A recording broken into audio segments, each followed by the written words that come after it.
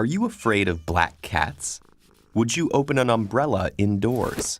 And how do you feel about the number 13? Whether or not you believe in them, you're probably familiar with a few of these superstitions. So how did it happen that people all over the world knock on wood or avoid stepping on sidewalk cracks?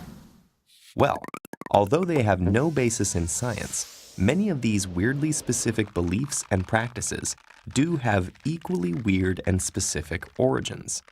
Because they involve supernatural causes, it's no surprise that many superstitions are based in religion. For example, the number 13 was associated with the biblical Last Supper, where Jesus Christ dined with his 12 disciples just before being arrested and crucified. The resulting idea that having 13 people at a table was bad luck eventually expanded into 13 being an unlucky number in general. Now, this fear of the number 13, called triskaidekaphobia, is so common that many buildings around the world skip the 13th floor, with the numbers going straight from 12 to 14. Of course, many people consider the story of the Last Supper to be true, but other superstitions come from religious traditions that few people believe in or even remember. Knocking on wood is thought to come from the folklore of the ancient Indo-Europeans, or possibly people who predated them, who believed that trees were home to various spirits.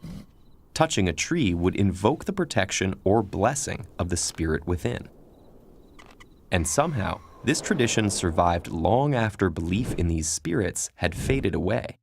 Many superstitions common today in countries from Russia to Ireland are thought to be remnants of the pagan religions that Christianity replaced.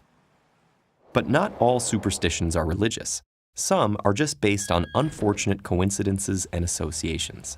For example, many Italians fear the number 17 because the Roman numeral XVII can be rearranged to form the word vixi, meaning my life had ended. Similarly, the word for the number 4 sounds almost identical to the word for death in Cantonese, as well as languages like Japanese and Korean that have borrowed Chinese numerals. And since the number 1 also sounds like the word for must, the number 14 sounds like the phrase must die. That's a lot of numbers for elevators in international hotels to avoid. And believe it or not, some superstitions actually make sense. Or at least they did until we forgot their original purpose. For example, theater scenery used to consist of large painted backdrops, raised and lowered by stagehands who would whistle to signal each other.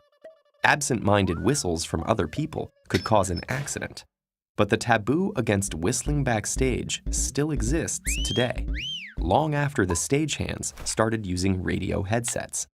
Along the same lines, lighting 3 cigarettes from the same match really could cause bad luck if you were a soldier in a foxhole, where keeping a match lit too long could draw attention from an enemy sniper. Most smokers no longer have to worry about snipers, but the superstition lives on. So why do people cling to these bits of forgotten religions, coincidences, and outdated advice? Aren't they being totally irrational? Well, yes, but for many people, superstitions are based more on cultural habit than conscious belief. After all, no one is born knowing to avoid walking under ladders or whistling indoors.